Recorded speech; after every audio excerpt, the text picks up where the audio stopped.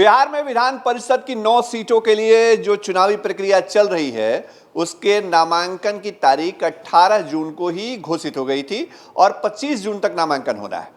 लेकिन सबसे दिलचस्प बात यह है कि अब तक उम्मीदवारों को लेकर के किसी भी पार्टी ने अपने पत्ते नहीं खोले हैं। नमस्कार, फर्स्ट बिहार झारखंड देख रहे हैं आप, और इस वक्त आरजेडी के अंदर खाने से जो खबर हम लेकर के आए हैं वो ये है कि राज्यसभा चुनाव के बाद अब विधान परिषद चुनाव में भी राष्ट्रीय जनता दल में पैरासूट वाले उम्मीदवार जो हैं वो लॉन्च कर गए हैं। दरअसल विधान परिषद चुनाव के लिए आरजेडी के अंदर से जो नाम चर्चा में हैं, उन नाम में सबसे ऊपर जो नाम है वो अब तक पार्टी में सक्रिय नहीं दिखे हैं या पार्टी में उनकी कोई भूमिका नहीं दिखी है। ये उम्मीदवार मुंबई के कारोबारी हैं, नाम है फारूक। अब आगे इनके नाम का क्या लगता है इसकी भी जानकारी पार्टी के नेताओं को नहीं है, जब हमने उनसे इस बारे में जानकारी लेना चाहता हूं। लेकिन ये शिवहर जिले से ताल्लुक रखते हैं और रियल एस्टेट का इनका मुंबई में बड़ा कारोबार है। चंद तस्वीरें इनकी सामने आई हैं, वो तस्वीरें हम आपको दिखा रहे हैं। और राज्यसभा चुनाव के दौरान शिवहर से ही एक अल्पसंख्यक समुदाय से आने वाले उम्मीदवार का नाम बड़ी तेजी के साथ चला था, लेकिन बाद में उनका पत्ता कट गया और राज्यसभा भेज दिए गए अमरेंद्रधारी सिंह। वही अमरेंद्रधारी सिंह जो आरजेडी के सदस्य तक नहीं थे, बड़े कारोबारी हैं, लेकिन अचानक से उनको पार्टी ने राज्यसभा भेज दिया। हालांकि अब वो पार्टी में सक्रिय हैं। ठीक इसी तरह अब एक नए उम्मीदवार जिनकी हम चर्चा कर रहे हैं, इनका नाम जो है वो बड़ी तेजी से सामने आ रहा है। बताया जा रहा है कि विधान परिषद उम्मीदवार के लिए भले ही अब तक आधिकारिक तौर पर घोषणा नहीं हुई हो, लेकिन फारूक साहब का परिषद में जाना तय है।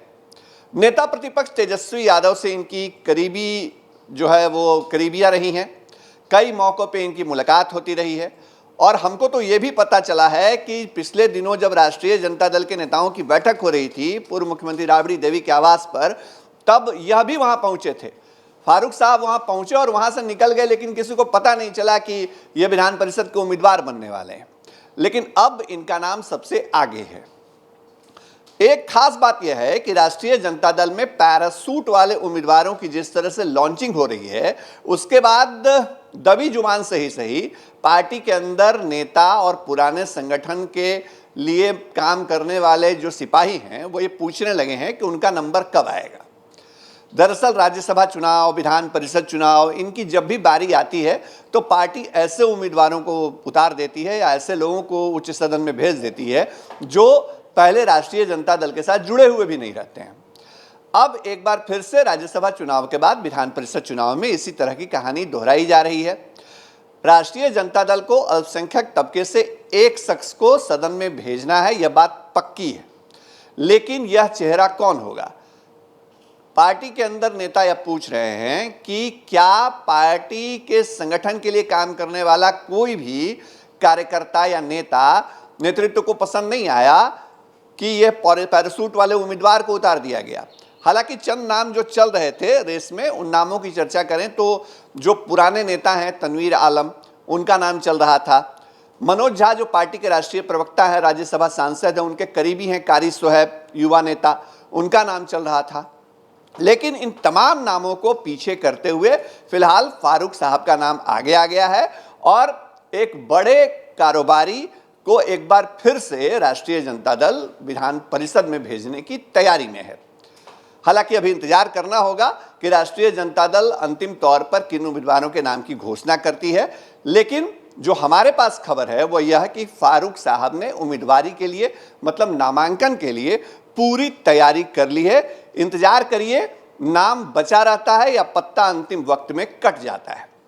फर्स्ट बिहार पर तमाम आपके लिए ताजा अपडेट लाते रहेंगे, सियासत के अंदर की तमाम खबरें लाते रहेंगे। देखते रहिए, हमारे चैनल को सब्सक्राइब करिए, फॉलो करिए और लाइक करिए। नमस्कार। बिहार के आधुनिक अस्पतालों में से एक NSMCH multi speciality 350 bedded hospital, अनुभवी डॉक्टर एवं ट्रेन्ड पैरामेडिकल स्टाफ, विश्व स्तरीय सुविधाओं के साथ अत्याधुनिक ऑपरेशन थिएटर, ICU, NICU, निशुल्क OPD परामर्श, 24 घंटे इमरजेंसी सर्विसेज और जटिल गर्भावस्था का इलाज। Netaji Subhash medical college and hospital, Amhara, Bihta, Patna.